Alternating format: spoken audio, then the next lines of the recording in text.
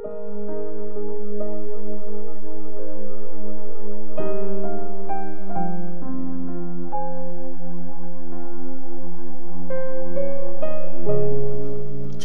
chapter 45. Ang promise ng Diyos kay Baruch.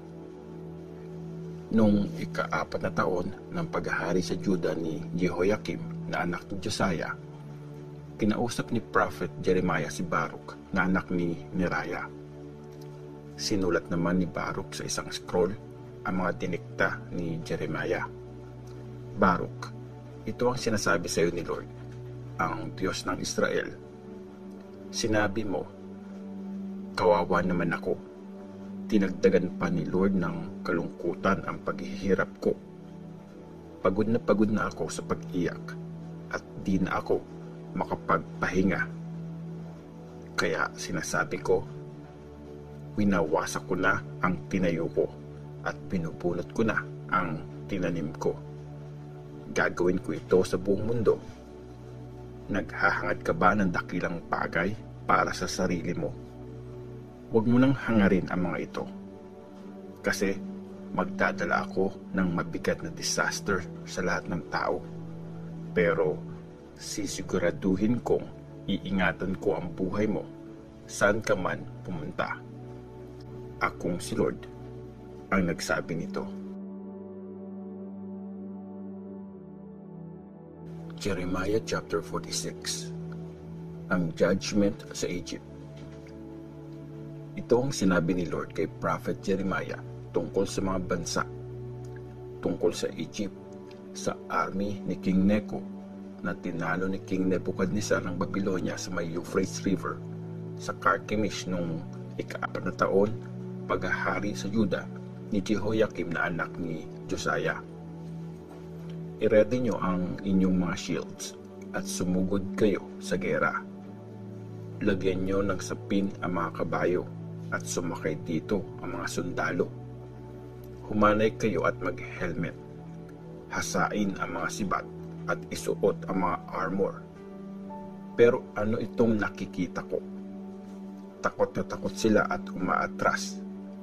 Natatalo ang mga warriors nila at nagmamadali ng tumakas. Di sila lumilingon kasi may panganib kahit saan. Kahit yung mabibilis, di rin makakatakas. At pati mga sundalo, di makakaalis. Nabuwal sila at namatay dun sa Euphrates River sa north. Sino itong bumabangon na parang Nile River? Parang ilog na umaapaw sa pampang. Tumataas ang Egypt gaya ng Nile, parang ilog na umaapaw. Sabi ng Egypt, aangat ako at babahain ko ang buong mundo. Wawasakin ko ang mga cities at papatayin ang mga nakatira doon. Mga kabayo, lumusob kayo at sumugod kayo mga nasa karwahe. Sumalakay kayo mga sundalo, mga lalaking taga-Ethiopia at Libya na sanay sa paghawak ng shield at mga taga-Lydia na expert sa paggamit ng pana. Ito ang araw ng Panginoon ni Lord na makapangyarihan, ang araw ng paghihiganti niya sa mga kalaban. Lalamunin sila ng espada niya at mabubusog ito sa dugo nila. Isa-sacrifice ng Panginoon ni Lord na makapangyarihan ang mga bangkay nila doon sa may pangpang ng Euphrates River sa north. Kayong mga taga-Egypt, pumunta kayo sa Gilead at kumuha ng gamot. Hindi effective ang maraming gamot na ginamit nyo. Di na kayo gagaling. Nabalitaan ng mga bansa ang pagkakapahiya nyo. Narinig sa buong mundo ang pag-iyak nyo. Natisod ang sundalo sa kapwa sundalo at sa lupa nabuwal silang pareho. Ang pagsalakay ni Nebuchadnezzar. Ito ang sinabi ni Lord kay Prophet Jeremiah tungkol sa pagsalakay ni King Nebuchadnezzar ng Babylonia sa Egypt. Ipoklaim niyo ito sa Egypt. sa Migdol, sa Memphis, at sa Tapanhes. Tumayo kayo at mag-ready dahil mamamatay kayong lahat sa gera. Bakit bumagsak ang tinuturing niyong malakas na Diyos-Diyosang si Apis? Bakit di na siya makatayo? Binagsak kasi siya ni Lord. Pinabagsak niya at tinumba ang maraming sundalo at sinabi nila sa isa't isa, "Tara, umuwi na tayo sa sarili nating bayan para makaiwas sa espada ng kalaban. Bigyan niyo ng bagong pangalan ang hari ng Egypt, ang maingay na mayabang na pinalampas ang chance niya. Ako si Lord na mapangyarihan sa lahat, ang hari.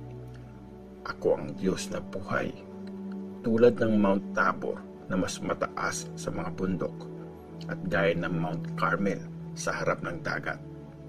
Ganon ang lakas ng isang sasalakay sa inyo.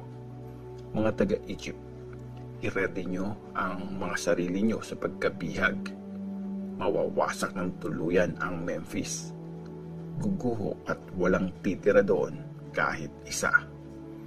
Kagaya ng isang magandang bakang dumalaga ang Egypt, pero sinalakay ng salot na insektong mula sa north.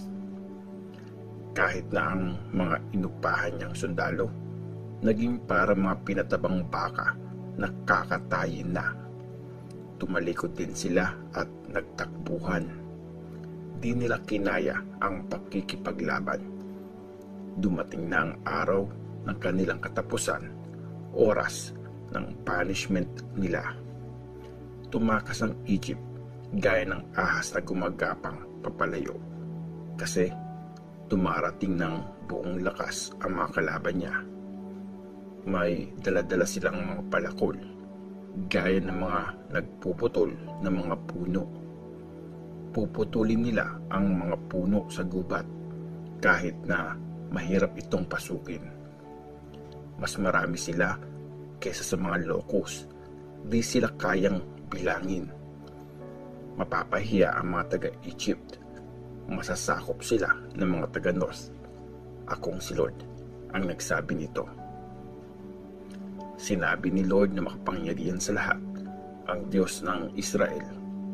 Tingnan nyo, paparusahan ko si Amon, ang Diyos ng Thebes, ang Egypt, at ang mga Diyos niya at mga hari, kasama ang lahat ng nagtitiwala sa hari.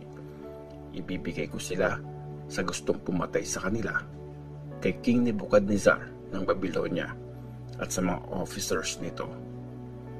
Tapos, muling maninirahan ang mga tao sa Egypt tulad nung unang panahon. Akong si Lord ang nagsabi nito. Ililigtas ni Lord ang bayan niya.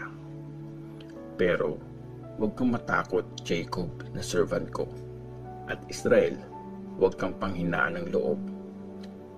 Ililigtas ko kayo mula sa malayong lupain at pababalikin ko ang mga anak nyo mula sa pagkabihag.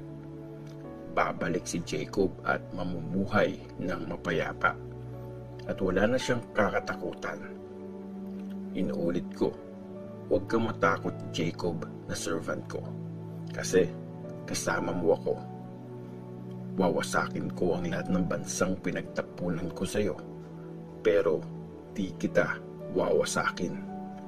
Paparusahan kita kasi ito ang tama at di pwedeng di kita parusahan. Akong si Lord ang nagsabi nito. Jeremiah chapter 47. Ang judgment sa mga Philistines. Itong sinabi ni Lord kay Prophet Jeremiah tungkol sa mga Philistines bago sinalaki ng hari ng Egypt ang Gaza. Tingnan nyo, tumataas na ang tubig mula sa north at magiging isang rumaragasang baha. Babahain nito ang lupain at ang lahat ng nandun, ang buong city at ang mga naninirahan doon. Mapapasaklolo ang lahat ng mga tao doon at iiyak ng malakas. Maririnig ang malalakas na ingay ng mga nagtatakbuhang kabayo, ang pagdagsa ng mga karwahe at ang ingay ng mga gulong nito. Di na mababalikan ng mga magulang ang mga anak nila kasi naghihina na ang mga kamay nila. Dumating na ang araw para wasakin ang lahat ng taga-Filistia, para alisin mula sa Tyre at Sidon ang lahat ng pwedeng tumulong dito, dahil akong si Lord ang wawasak sa mga Philistines, ang mga naiwan sa coast ng Crete. Nagpakalbo ang mga taga-Gaza dahil sa kalungkutan. Pinatahimik na ang mga taga-Ashkelon. Kayo mga naiwan, hanggang kailan kayo magluluksa? Sinigaw nyo, espada ni Lord, kailan mo kami titigilan? Bumalik ka na sa lalagyan mo, doon ka magstay at magpahinga. Pero paano